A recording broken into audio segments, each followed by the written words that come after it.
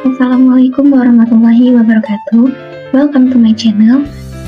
Saya Desma Inesa Prameswari, NPMA 1M022020 akan menjelaskan konsep dasar filsafat pendidikan.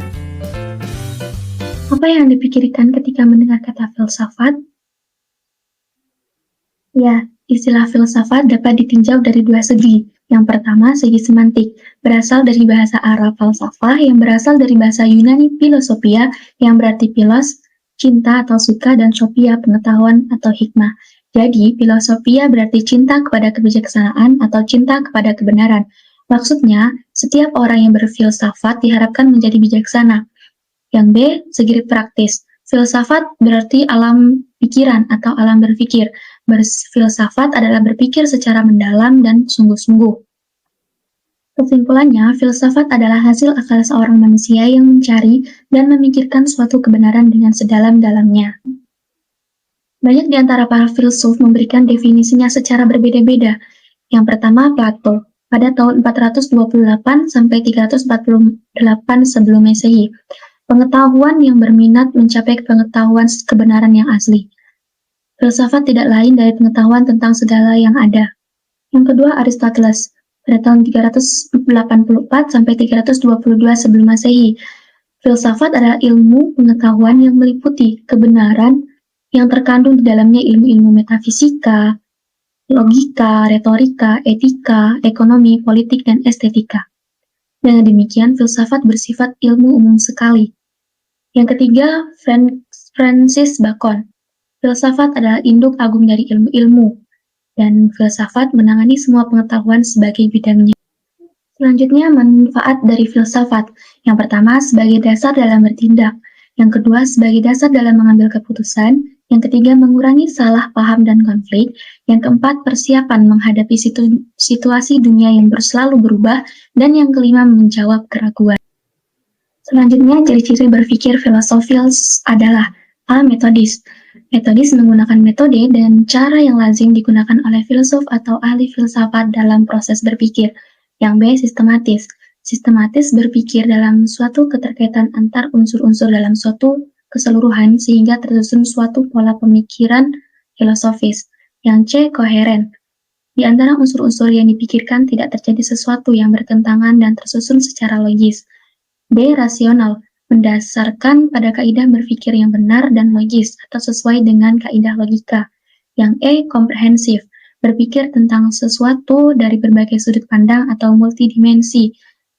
Yang F. Radikal. Berpikir secara mendalam sampai ke akar-akarnya atau sampai pada tingkatan esensi yang sedalam-dalamnya. Yang G. Universal. Muatan kebenarannya bersifat universal, mengarah pada realitas kehidupan manusia secara keseluruhan. Selanjutnya, apa itu filsafat pendidikan? Filsafat pendidikan adalah filsafat yang digunakan dalam studi mengenai masalah-masalah pendidikan. Filsafat akan menentukan mau dibawa kemana siswa kita. Filsafat yang dianut oleh dalam hal ini dosen atau guru akan sangat mempengaruhi tujuan pendidikan yang ingin dicapai. Filsafat mencoba menelaah 3 pokok persoalan, yaitu hakikat benar salah, dalam hal ini logika atau ilmu, hakikat baik buruk atau etika, dan hakikat indah tak indah atau estetika. Selanjutnya, apa yang menjadi persoalan filsafat? Manusia mempunyai sifat ingin tahu, dan ini adalah sesuatu yang sangat manusiawi. Ketika manusia terkagum-kagum akan sebuah peristiwa, maka pada saat itu keingintahuan itu akan muncul. Manusia mulai memikirkannya. Selanjutnya, mengapa ia memikirkannya? Karena ia tidak tahu jawabannya. Pada saat itu, ia telah menjadikannya sebagai suatu persoalan. Apabila ingin tahu mengapa itu terjadi, maka dibutuhkan refleksi. Next, ciri-ciri persoalan filsafat. Yang pertama, bersifat sangat umum. Persoalan filsafat yang bersifat sangat umum, artinya persoalan kefilsafatan tidak bersangkutan dengan objek-objek khusus. Dengan kata lain, sebagian besar masalah kefilsafatan berkaitan dengan ide-ide yang besar. Yang kedua, tidak menyangkut fakta, artinya persoalan-persoalan yang dihadapi melampaui batas-batas pengetahuan ilmiah. Yang ketiga, bersangkutan dengan nilai-nilai atau valus, artinya persoalan-persoalan kefilsafatan bertalian dan dengan penilaian, baik nilai moral, estetis, agama, dan sosial. Nilai-nilai dapat dimengerti dan dihayati. Yang keempat, bersifat kritis, yaitu analisis secara kritis terhadap konsep-konsep dan arti-arti yang biasanya diterima dengan begitu saja oleh suatu ilmu tanpa pemeriksaan secara kritis. Yang kelima, bersifat sinoptik, artinya mencakup struktur kenyataan secara keseluruhan. Dan yang keenam, bersifat implikatif, artinya persoalan filsafat yang membutuhkan jawaban, dan dari jawaban itu akan memunculkan persoalan baru yang saling berhubungan. Bagaimana berpikir kefilsafatan? Berpikir secara kefilsafatan sudah pasti berpikir secara menyeluruh dan sistematis, karena berpikir adalah kegiatan menghubungkan pengetahuan atau mengelola informasi yang diterima. Definisi yang paling umum dari berpikir adalah perkembangan ide konsep.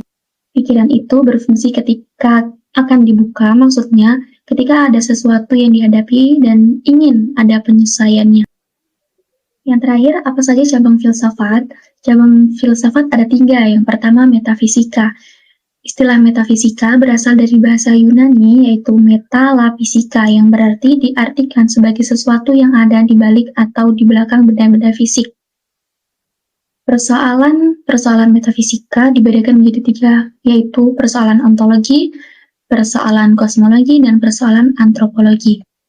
Yang kedua, epistemologi, yaitu mempersoalkan kebenaran pengetahuan. Epistemologi dapat didefinisikan sebagai cabang filsafat yang mempelajari asal mula atau sumber, struktur, dan metode yang sah tentang pengetahuan. Dan yang terakhir, aksiologi, yaitu cabang filsafat yang mempersoalkan penilaian atau yang berhubungan dengan nilai guna. Aksiologi dibagi dalam 2 jenis, yaitu etika dan estetika. Etika adalah bagian filsafat yang mempersoalkan penilaian atau perbuatan manusia dari sudut baik dan buruk. Sedangkan estetika merupakan bagian filsafat yang mempersoalkan penilaian atas sesuatu dari sudut indah dan tidak indah atau jelek. Oke, sampai di sini saja video kali ini. Jangan lupa like, komen, dan subscribe, serta share ke teman-teman kamu. Thank you. Wassalamualaikum warahmatullahi wabarakatuh.